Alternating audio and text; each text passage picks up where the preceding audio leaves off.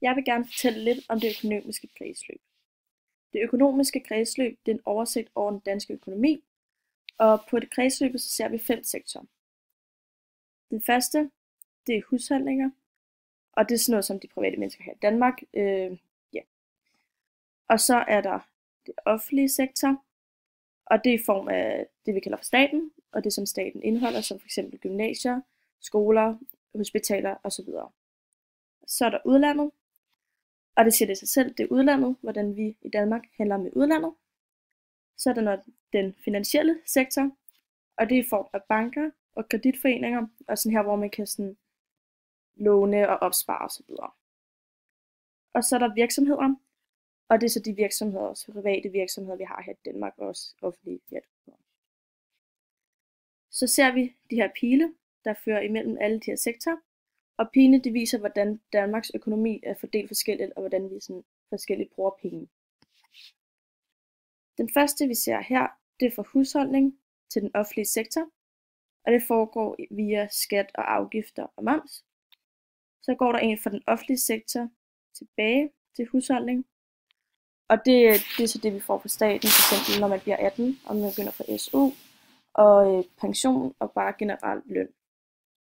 Så går der en fra husholdning til udlandet, og det er hvordan vi sådan køber og handler privat med udlandet.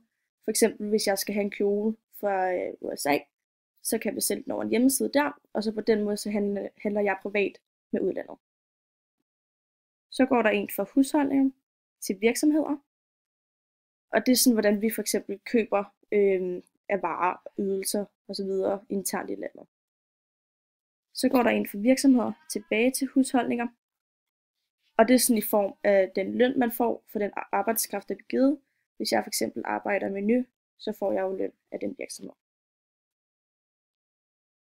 Og så går der en fra husholdning til den finansielle sektor, og det er i form af opsparing, og når man for eksempel skal betale renter.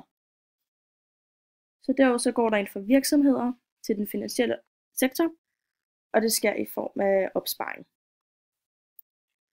Så går der en fra den finansielle sektor tilbage til virksomheder, og det er sådan for eksempel at lån, hvis nu at jeg vil starte en virksomhed op, og jeg skal låne nogle penge til at få det startet op, så kan jeg låne af den finansielle sektor, hvis jeg vil starte en virksomhed. Så går der en fra den finansielle sektor til husholdninger, og det er sådan for eksempel privatlån, hvis nu for eksempel jeg skal bruge penge til et hus, så kan jeg låne af den finansielle sektor til at købe et hus. Så går der en fra virksomheder til udlandet, og det er for eksempel hvis man køber råvarer, som man skal bruge, hvis for eksempel at man skal eksportere fra et land, der eller hvis man skal importere fra et land, der producerer mange kaffebønner eller noget, så handler man på den måde med udlandet iblandt virksomheder. Så går der en fra virksomheder til den offentlige sektor, og det er sådan noget som hvis staten for eksempel hvis jeg får en idé i virksomheden, jeg vil føre en kampagne, så er det godt noget, jeg som sådan, den offentlige sektor godt kan støtte til, hvis nu man får nogle gode idéer, så kan den offentlige sektor godt støtte de virksomheder. Så går der en fra den offentlige sektor til den finansielle sektor, og det er også i form af sådan opsparing, og hvis man vil afbetale renter. Og så går der en tilbage fra den finansielle sektor til den offentlige sektor, og det er så i form af lån, hvis nu der for eksempel skal laves om på en skole, så føres det via opsparing fra finansiel sektor til den offentlige sektor.